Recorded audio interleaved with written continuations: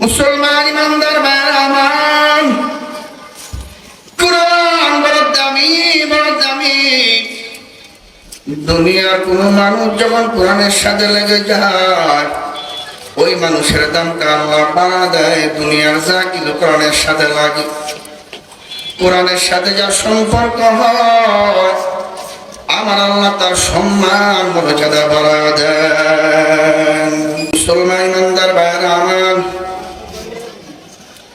দুনিয়ার জমিনে তাকা দেখো,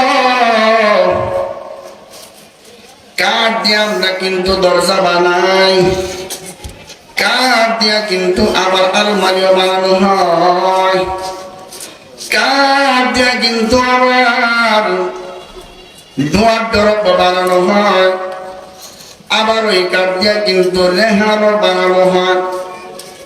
টাকা দেখো, কানের সাথে কোরআনের সম্পর্ক,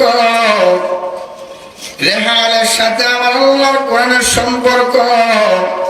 এই জন্য আমার আল্লাহ রেহানটাকে কত দামি বানা দেন। দুনিয়ার কোন মানুষ যখন এনে যায়, সামনে একটা রেহান যদি পরে দেয়, রেহানের সাথে পা লেগে যায়, কিন্তু কোরআন রেহানের উপরে নাই।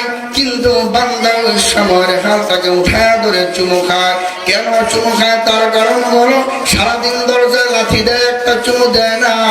এমনি ভাবে স্বাভাবিক ভাবে ওয়ার্ডরোবে যদি লাথি লাগে, বান্দা একটা চুমা দেয় না।